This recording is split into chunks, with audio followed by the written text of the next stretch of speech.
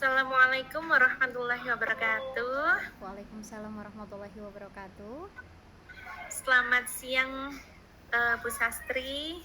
Selamat siang Bu Heni. Baik, alhamdulillahirrabbilalamin. Pada kesempatan kali ini, seperti yang sudah kita jadwalkan, Bu, hari ini kita akan melakukan coaching melalui alur Tirta. Baik, sebelumnya perkenalkan dulu Bu Sastri, saya Heni Septiasa Putri yang kali ini akan menjadi coach panjenengan dalam coaching kali ini. Monggo kepada Bu Sastri perkenalan terlebih dahulu.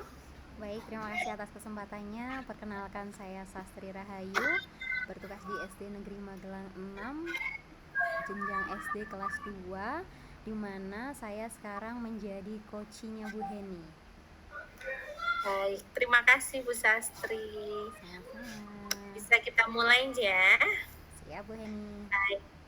Kemarin ketika Bu Sastri menjadwalkan coaching dengan saya, Bu Sastri ini memiliki keluhan terkait murid-murid Bu Sastri yang pasif di kelas, betul?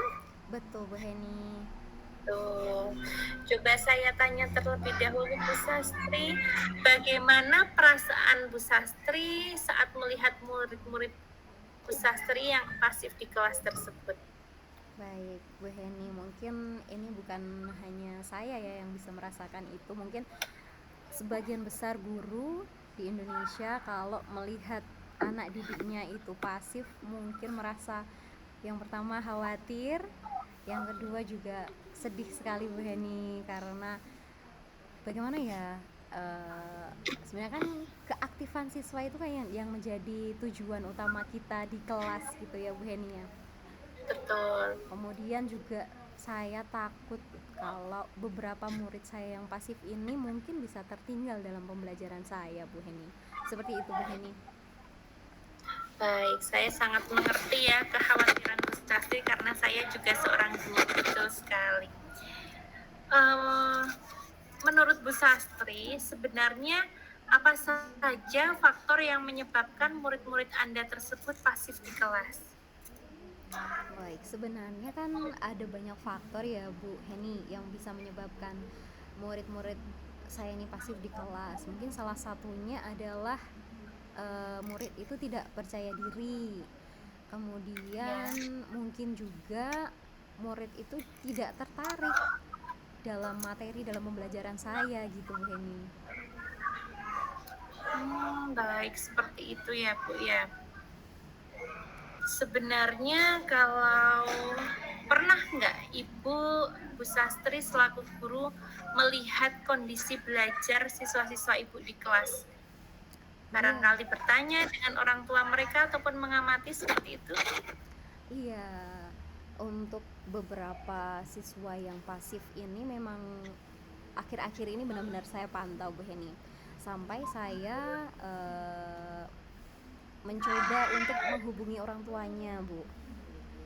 Saya menghubungi orang tuanya dan beberapa orang tua ketika saya tanya bagaimana kondisi belajar anak-anak di rumah begitu kan, mereka menjawab ternyata mereka di rumah itu sering bermain Bu, dan kurang suka belajar Bu, apalagi kalau tidak ada PR Bu Heni. Beberapa anak yang pasif ini kalau tidak ada PR itu benar-benar sama sekali tidak belajar kalau di rumah Bu Heni. Baik, jadi memang ini ya Bu Sastri, kondisi di rumahnya pun kurang mendukung ya? Betul Bu Heni. Lingkungan di rumahnya. Baik, jadi kalau dari Bu Sastri sendiri, kira-kira apa yang bisa Bu Sastri lakukan untuk membantu murid-murid tersebut agar lebih aktif lagi di kelas? Mungkin rencana saya ini Bu Heni, membuat kelompok-kelompok kecil ya untuk anak-anak ini. Mungkin saya gabungkan beberapa anak yang pasif ini dengan anak-anak yang benar-benar aktif. Jadi mungkin kalau dengan teman-teman sebayanya mungkin dia bisa menyampaikan pendapatnya dengan percaya diri gitu mungkin Bu Heni. seperti itu ya Bu. Iya, Bu Heni. Jadi Bu Sastri akan mencoba membuat anak-anak yang pasif ini berpartisipasi aktif dengan cara berkolaborasi dengan teman-teman di kelas yang lebih Iya, aktif betul. seperti itu ya Bu ya. Betul, Bu Heni. Itu ide yang bagus ya Bu ya, karena betul saya sependapat dengan yang dikatakan Bu Sastri. Jika dengan teman yang sebaya mungkin kadang sih seperti ini, kalian guru diam, pemalu ya Bu, tapi kalau dengan temannya dia lebih jujur, lebih apa adanya, Betul. lebih mengungkapkan siapa dirinya, seperti itu ya Bu ya. Betul, Bu Heni. Bagus sekali itu idenya. Lalu adakah mungkin ide lain? Tadi kan Bu Sastri juga sudah mengatakan sudah mencoba menghubungi orang tua untuk mengetahui kondisi belajar anak di rumah. Iya, Bu. Nah, apakah ada lagi ide lain yang akan dilaksanakan oleh Bu Sastri? Mungkin saya akan melanjutkan koordinasi saya dengan orang tua ya. Bagaimana saya akan memantau perkembangan anak saya di sekolah, kemudian orang tua di rumah. Bagaimana, apakah sudah ada progres atau belum dalam keaktifan siswa ini. Mungkin juga Lalu bagaimana? Mungkin juga kalau tidak via daring atau WhatsApp bisa, saya juga mungkin menjadwalkan pertemuan langsung. Mungkin saya mengundang wali murid tersebut untuk datang ke sekolah, Bu Heni. Oke, berarti rencana yang kedua, Bu Sastri akan menjadwalkan pertemuan rutin untuk membahas perkembangan belajar murid dengan orang tua, seperti itu ya Bu ya? Betul, Bu. Baik, idenya bagus sekali ya, itu dua ide yang hebat-hebat semua. Jadi Bu Sastri akan mencoba membantu di sekolah, dan selain itu Bu Sastri juga tidak berhenti sampai situ, tapi juga mencoba memantau siswa dengan pertemuan rutin untuk membahas perkembangan belajar dengan orang tua, seperti itu. Selain dengan orang tua itu sendiri, tadi kan sudah dengan teman ya Bu. Iya. Teman sudah, orang tua sudah.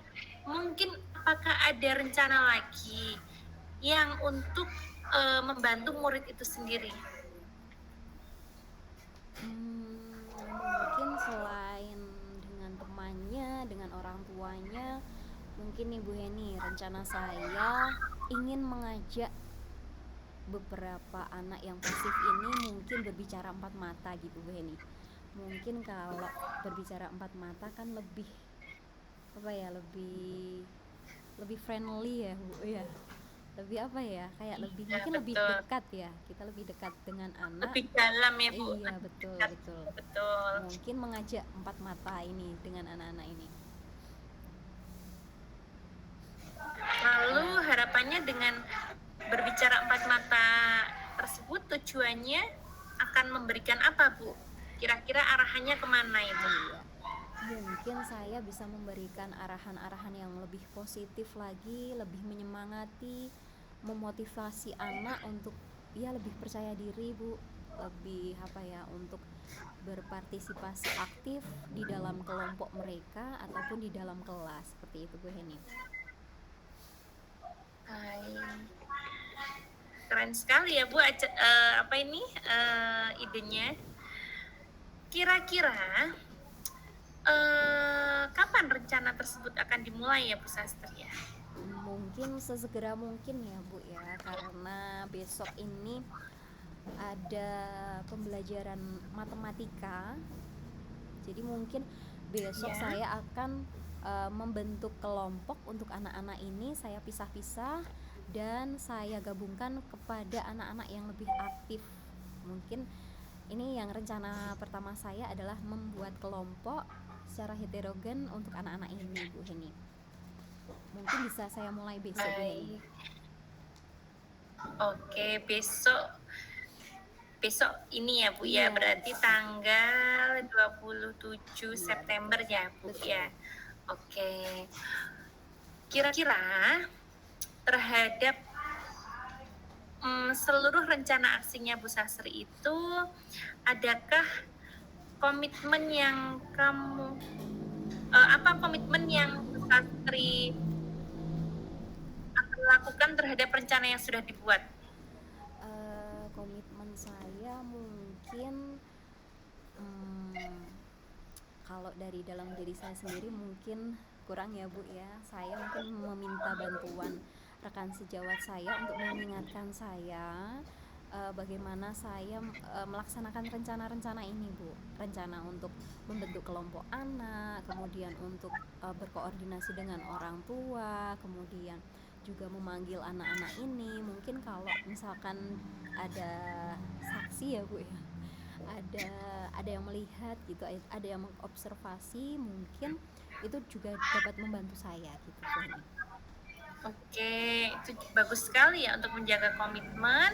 Bu Sastri akan melibatkan bantuan dari teman-teman ya. Iya betul. Nah, karena kadang kalau kita sendiri memang apa ya, kadang up and down ya Bu Sastri ya. Kurang maksimal. Jadi di sini Bu Sastri ya betul, Bu Sastri berkomitmen dengan rencana yang dibuat dan juga meminta bantuan dari teman-teman untuk membantu komitmen Bu Sastri terhadap rencana aksinya.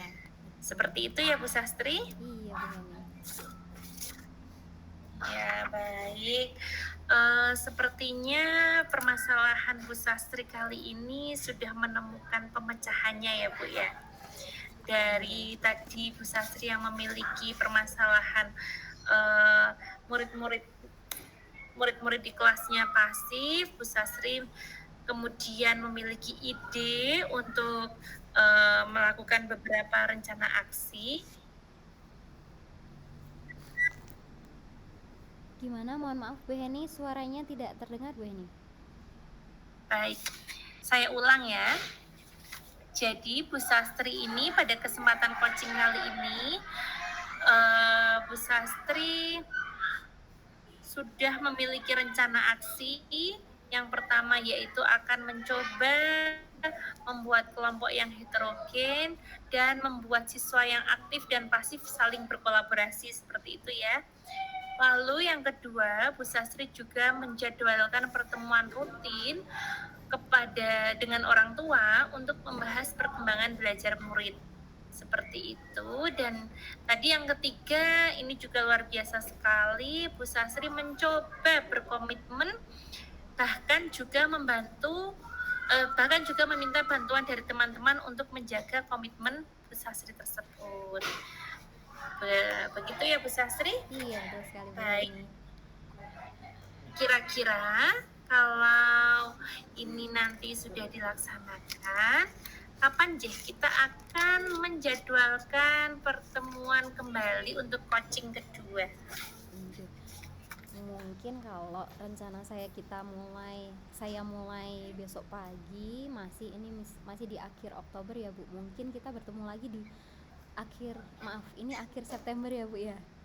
Mungkin kita bisa bertemu di akhir Oktober ya Bu. Mungkin kan kalau mengaktifkan siswa itu kan tidak sekejap mata gitu kan Bu kan, butuh proses. Mungkin betul, mungkin 1 bulan ke depan kita jadwalkan untuk pertemuan kembali Bu. Baik, berarti 1 bulan lagi tanggal 26 Oktober ya Bu ya, akhir Oktober. Baik. Kita jadwalkan lagi untuk coaching yang kedua. Siap Bu Heni. Begitu ya Bu Sastri. Terima kasih kepada Bu Sastri yang telah melaksanakan coaching dengan saya. Sedari awal saya membuka coaching kali ini, saya mohon maaf apabila ada kekurangan dari saya.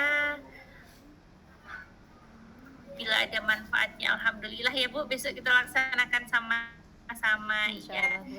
Nanti coba kita evaluasi lagi sebulan lagi. Siap, itu ya Bu Sastri. Iya Bu Heni. Terima kasih banyak atas waktunya Bu Heni. Dengan adanya coaching ini, Bu Heni bisa menggali ide-ide yang sebenarnya sebelumnya belum muncul Bu. Tapi karena pertanyaan-pertanyaannya Bu Heni ini bisa saja ini rencananya kok jadi ada gitu loh Bu Heni. Terima kasih banyak Bu Heni. Kita butuh ini ya Bu ya, saling bercakap-cakap. Iya, mungkin supaya bisa menggali satu orang. Iya, Iya. tapi keren sekali ini Bu Sastri, dari tadi idenya itu saya pun sependapat, betul ini harus dilaksanakan. Baik, Begitu baik. nih Bu Sastri, Nggih, Bu sebulan Eni. lagi kita bertemu. Terima kasih untuk coaching kali ini. Saya akhiri. Wassalamualaikum warahmatullahi wabarakatuh. Waalaikumsalam warahmatullahi wabarakatuh.